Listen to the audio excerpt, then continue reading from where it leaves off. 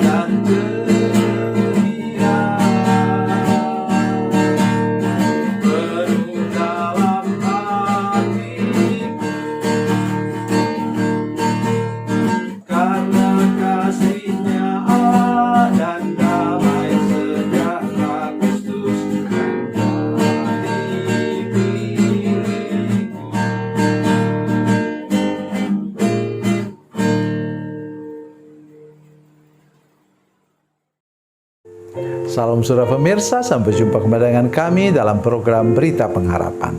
Saudara pemirsa, saya ingin mengajak kita hari ini untuk merenung sejenak. Jangan semua hal yang negatif terjadi dalam hidup kita tanggapi dengan negatif. Ada kalanya Tuhan buat sesuatu untuk kita, itu merupakan satu proses. Sebenarnya saya jarang menyampaikan sesuatu tentang proses seperti ini. Tapi sekarang waktunya untuk menyampaikannya supaya saudara menyadari. Jangan selalu komplain dan marah kepada Tuhan bila engkau melewati sesuatu yang tidak nyaman. Karena Tuhan mau tolong kita untuk mengalami kehidupan yang lebih meningkat lagi. Mari kita berdoa sebelum kita lebih jauh mendengarkan firman Tuhan ini. Bapa, dalam nama Yesus kami mengucap syukur. Ada firman Tuhan yang ajaib yang kami dengar sebentar. Tuhan menolong kami supaya kami betul-betul bisa mengerti bahwa proses dari Tuhan memang tidak nyaman, tidak enak. Tetapi kami tahu hasilnya kami akan meningkat lebih lagi dalam kehidupan kami bersama dengan Tuhan. Dalam nama Yesus, haleluya, amin. Saudara pemirsa, saya mengajak kita membaca Alkitab kita dari Perjanjian Lama, Kitab Kejadian pasal 39 ayat yang kelima. Kejadian 39 ayat 5. Sejak ia memberikan kuasa dalam rumahnya dan atas segala miliknya kepada Yusuf, Tuhan memberkati rumah orang Mesir itu karena Yusuf, sehingga berkat Tuhan ada atas segala miliknya, baik yang di rumah maupun yang di ladang. Amin. Inilah saudara sekalian yang sangat istimewa dalam diri Yusuf. Saya ingin ajak kita untuk melihat proses. Pertama, dia ditangkap oleh saudara-saudaranya sendiri dan dibuang ke dalam lubang sumur. Mengapa? Tuhan punya maksud. Kalau tidak dia sudah mati di situ. Mengapa? Sumur yang kering, pertama itu ada karbon dioksida dalamnya yang mematikan. Tapi ternyata tidak ada dalam sumur kering itu. Yang kedua, dalam sumur kering itu yang penuh dengan daun-daun di situ dalamnya itu biasanya ada ular berbisa, dan kemudian ada kalajengking, ada juga lipan atau kaki seribu. Tapi ternyata tidak ada di sana. Maksud Tuhan ialah menunjukkan kepada Yusuf, sekarang jalan ke depan tertutup, jalan ke belakang tertutup, jalan kiri tertutup, jalan kanan tertutup. Yang ada hanya jalan ke atas kepada Tuhan. Dan benar, kemudian dia diangkat oleh saudara-saudaranya sendiri, dan tujuannya ialah untuk mereka jual. Kedua ialah dia dijual sebagai budak kepada kafilah dari Midian menuju Mesir.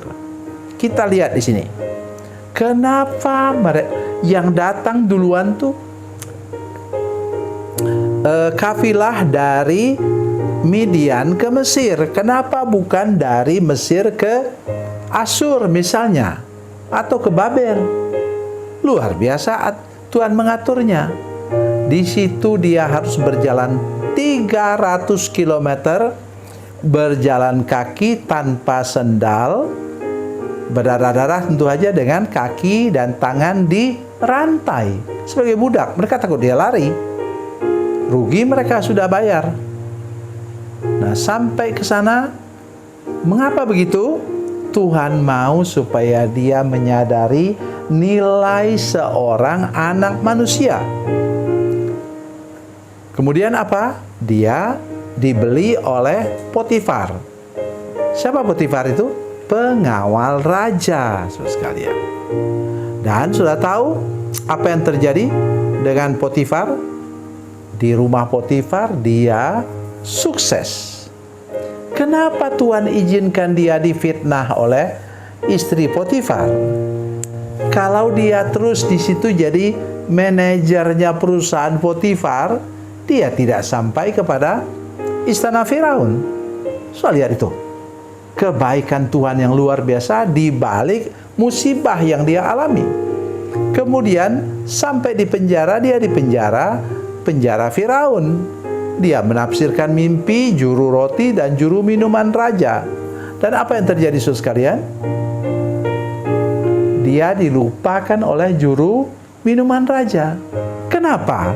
Kalau dia diingat oleh Firaun dan kemudian Firaun katakan, "Oke, dia jadi asisten kamu." Maka dia kemudian cari anggur terbaik di seluruh tanah Mesir dan semakin jauh dari istana Firaun. Tuhan luar biasa sekali. Dan kemudian apa yang terjadi lagi? Setelah genap waktunya, mari kita belajar. Waktu Tuhan adalah waktu yang terbaik untuk saudara-saudara sekalian. Ya, saya sudah tua begini, sudah 71 tahun lebih. Saya tetap percaya bahwa waktu Tuhan yang terbaik masih ada di depan saya.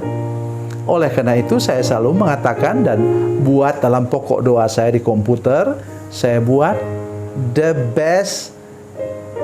Saudara ikut, the best is yet to come. Yang terbaik masih di depan. Loh, Bapak kan sudah pensiun dan tidak tahu apa-apa lagi. Tidak, saudara sekalian. Saya masih percaya the best is yet to come. Karena saya selalu menantikan waktu Tuhan dan tidak pernah memaksa Tuhan. Tuhan Yesus memberkati, Tuhan Yesus baik. Mari kita berdoa. Bapa, dalam nama Yesus, terima kasih banyak Tuhan untuk kebenaran firman Tuhan hari ini. Tolong kami supaya kami tidak melarikan diri dari proses yang Tuhan buat, karena ada waktunya nanti di mana kami akan menerima segala bonus terbaik bagi kami daripada Tuhan sendiri. Terima kasih Bapa di surga. Dalam nama Yesus kami berdoa. Haleluya. Amin.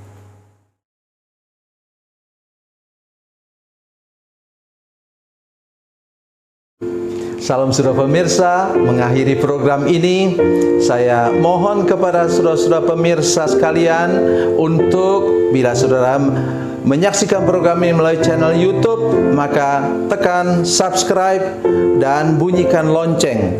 Dan bila saudara menyaksikan program ini melalui channel Facebook, maka tolong saudara-saudara sekalian tekan like dan juga komen.